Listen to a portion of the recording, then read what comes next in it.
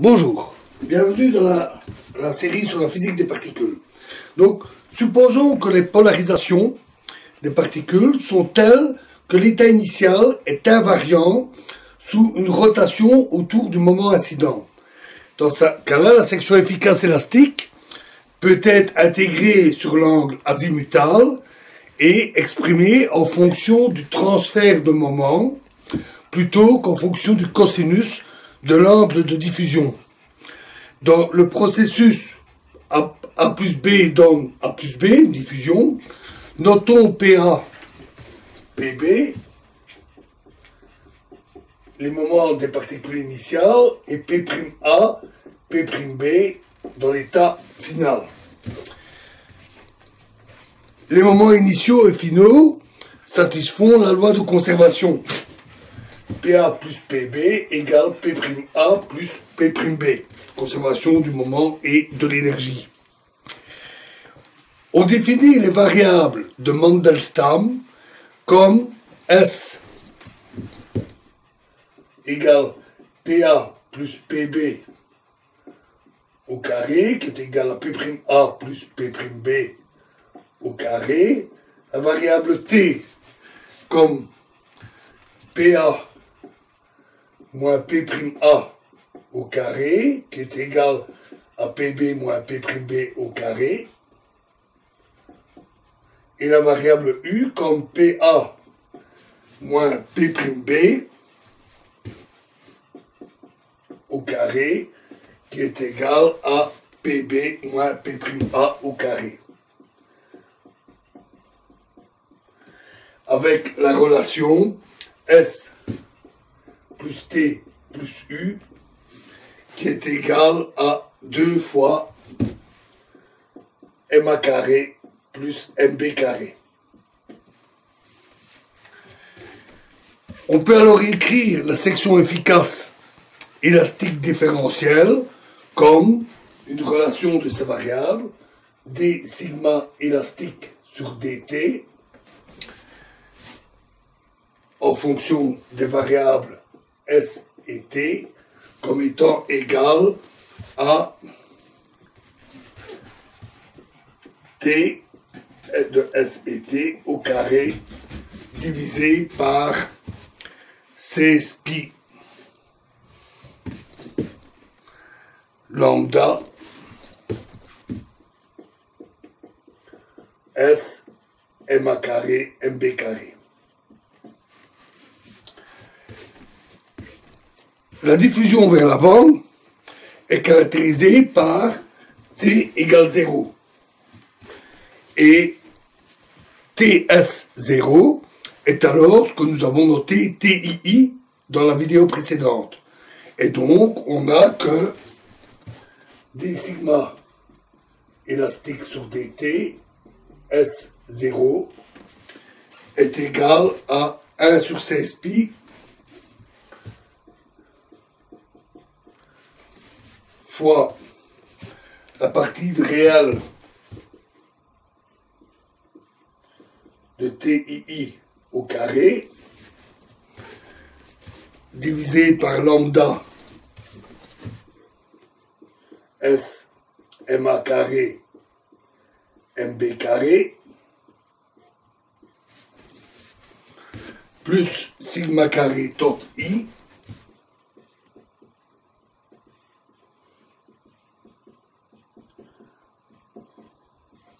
qui est supérieur à sigma carré tot I sur 16 pi.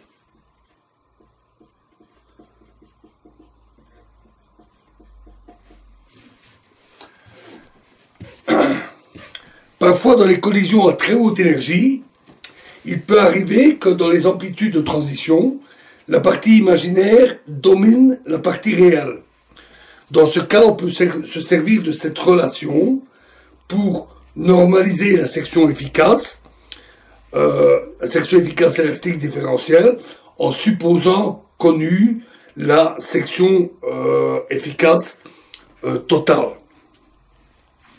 On peut extraire plus d'informations, plus de conséquences de la condition d'unitarité. Si on peut diagonaliser l'opérateur T, au moins partiellement. Pour la diffusion à deux corps, deux particules, on le fait en utilisant une base d'état propre du moment angulaire. Le formalisme hélicité de Jacob et Wick est le plus approprié pour faire les projections qui correspondent. Appelons lambda A, lambda B et lambda prime A, lambda prime B pour les états finaux, les hélicités des particules dans le centre de masse, où PA plus PB égale P'A plus P'B égale 0 pour les vecteurs à 3 dimensions.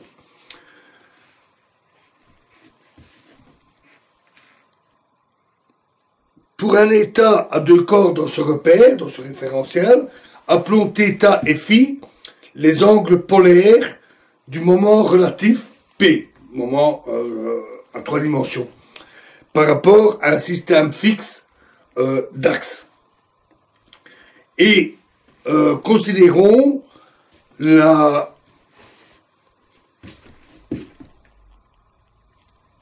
matrice R θ phi qui correspond au produit d'une rotation d'angle θ autour de l'axe Y, suivi d'une rotation d'angle phi autour de l'axe Z. La rotation transforme alors le vecteur unité Z, le long de l'axe Z, en un vecteur P sur norme de P, donc un vecteur unitaire de même direction que le moment à 3 dimensions. Un état moment angulaire total J, grand J, avec une projection grand M le long de l'axe Z, est alors obtenu comme on le voit en mécanique quantique d'ailleurs, JM lambda A, lambda B est égal à 2J plus 1 sur 4pi exposant 1/2 fois l'intégrale de d phi sinus θ dθ fois d ronde de J lambda A moins lambda B M